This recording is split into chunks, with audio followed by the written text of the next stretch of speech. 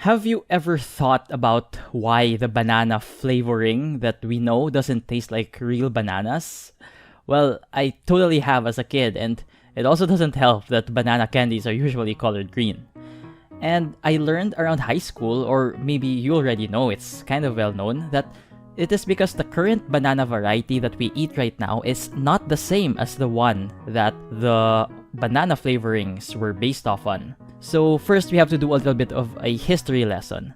So the banana that we eat right now, the normal tasting banana that we know, is mostly of the Cavendish variety.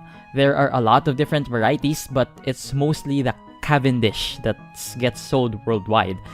But banana flavorings, the one that were developed at around the 1850s and 1860s, were based off on what was most grown back then, known as the Gros Michael banana.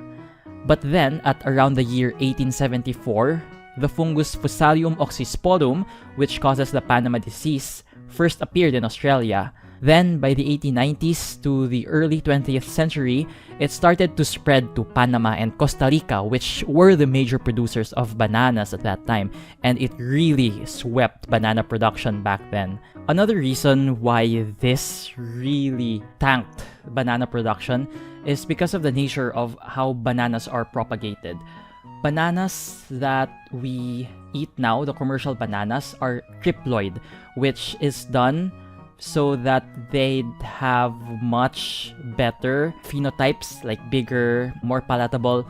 But another side effect of this is that they could not produce viable seeds anymore. But it's also an upside because that means that the banana, wherever you grow it, would taste the same because it's a clone of the original Gros Michael or Cavendish.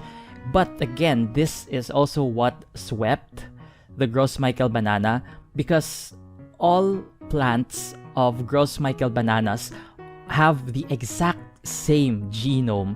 That means that once it infects one plant, this means that it would be equally devastating to all Gros Michael plants. A little bit of a biology lesson. This caused the Gros Michael banana to become mostly extinct, or at least very difficult to grow, because of the prevalence of the fungus. Though it is not truly extinct like what people say or some people know, there are still some growers that grow it for the novelty of it, and they cultivate it on small scales, but it is not widespread at all. It is very, very rare. And just a little segue, I started to poison myself by playing Balatro last week, and there's a Joker card called the Gros Michael Banana, which has a 1 in 6 chance of self-destructing after a round, and if it goes extinct in your run, you could get the Cavendish Joker later, which has a 99.99% of surviving. So it's a reference to the Gros Michael and the Cavendish Banana. But anyway, going back to the history of the two banana varieties, this is the reason why the banana we eat tastes different from the banana flavoring. We did not stop using the old formulation of banana flavoring, and that's why it tastes so different, and not a lot of people know this. Now, aside from that, isn't it ironic that the flavor that represents a fruit is already extinct? It's kind of sad when you think about how the flavor that's supposed to be representative of the fruit is not the same as the fruit anymore. But there's also something amazing in the fact that we can still taste something that doesn't exist anymore. It's almost like looking at a photograph of a destroyed building or a historical figure that has died, but instead of visual, it's of taste.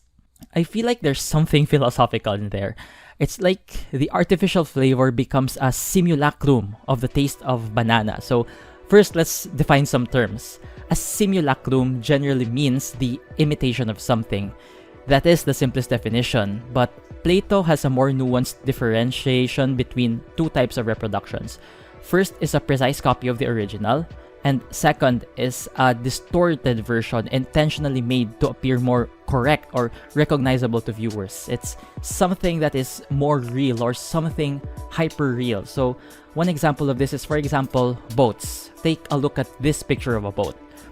It doesn't look like a boat. You know it's functionally a boat, but it would take you a few moments to see that, oh, this is a boat.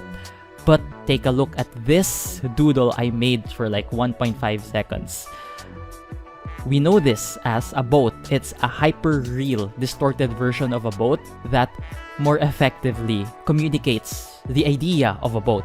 Now, French semiotician and social theorist Jean Baudrillard argues in his work Simulacra and Simulation that a simulacrum is not just a copy of a real, but takes on its own identity since it differs from the thing that it tries to copy, and just calling it a copy is a bit disingenuous to its uniqueness as a concept, and it's also very detached to what it originally is. So if you zoom out and remove all associations between the simulacrum and the original, you might start to see that it can exist as its own thing. Baudrillard outlines 4 types of recreations or imitations. So first is a basic reflection of reality, that would be like a photograph. Second is a perversion of reality. So for example, a heavily propagandized piece of news or a heavily edited picture. Third is a pretend reality where there is no model, it just is. So for example, this would be like stories, fiction. And fourth is a simulacrum that bears no relation to any reality whatsoever. It's a type of reality that is independent on its own. It's different from tree in the sense that, for example, tree would be like realistic or would be based off reality, while fourth, the simulacra would be something that exists on their own. So for example, Pokemons are creatures that is a system that is independent of animals, independent of mythical beings. It's independent of mythology. Or another example would be Hatsune Miku. We know what she is. She's a virtual pop star, but she's not based off anyone. She's existed and created to be her own self. That is a simulacrum. And if you relate it back to the Gross Michael banana, the banana flavoring we know is not representative of what a real banana tastes like. It doesn't taste like a banana at all. So it's not a type 3 imitation. It's not a pretend reality with no model. It's a hyper-real representation of a banana. And Baudrillard also describes this as hyper-reality. Let's explain what hyper-reality is. Hyper-reality is when a representation becomes more real than the real thing. There are different definitions and different interpretations of these different terms. So if I don't quite get it right, I'm sorry. That's the nature of philosophy sometimes. An example of a hyper-real object is something that is representative. We know it as something that represents something, but it is detached from its original meaning. Hatsune Miku is a hyper-real idol. We know her as a pop star, we know her as an idol, but she existed independent. She was created independent of the concept of what an idol is. Going back to the hyper-real flavor of the banana, when we taste the banana flavoring, we know, oh, this is banana flavor. But we also acknowledge that this does not taste like a banana at all. But we know that it is a hyper-real representation of what a banana is. It is detached from the real experience of real bananas. But ironically, this is not quite true because it's more representative of what an original banana is like.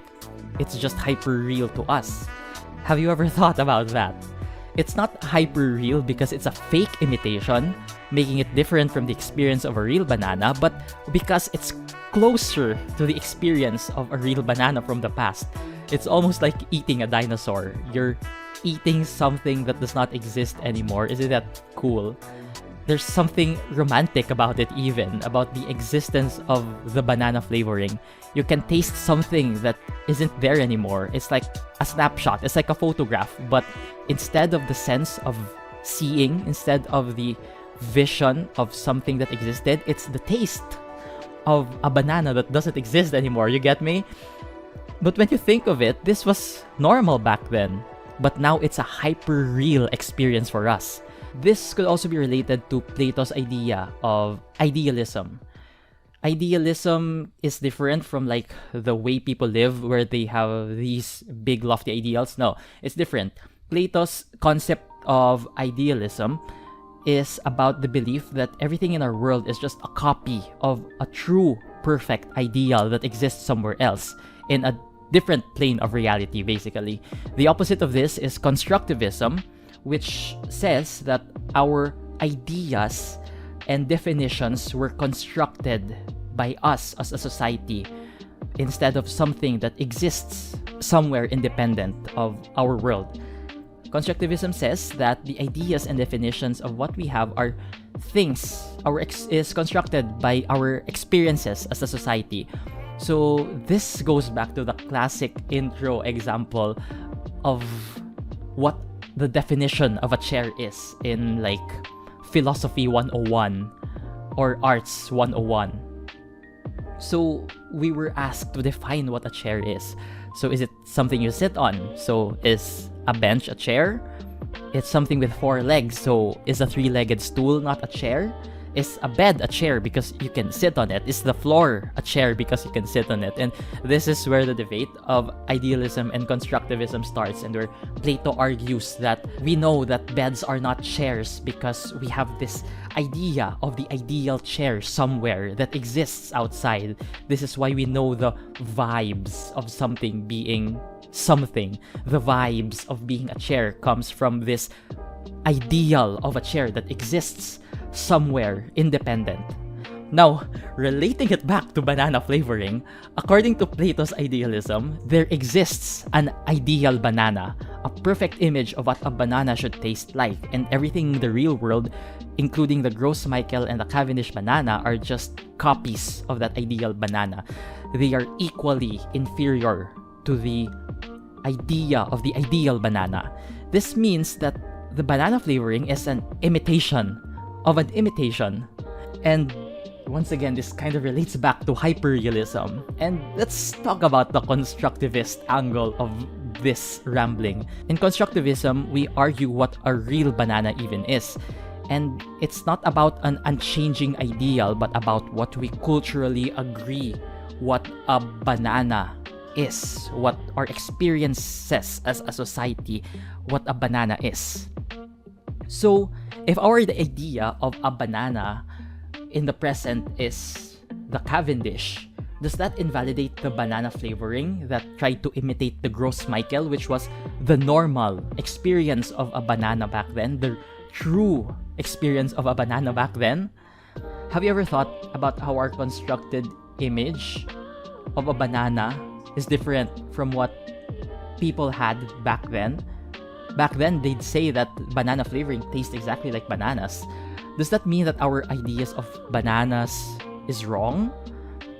Does this mean that their idea of what a banana is wrong? Does that invalidate the experience of either people in different times just because it doesn't match our definition?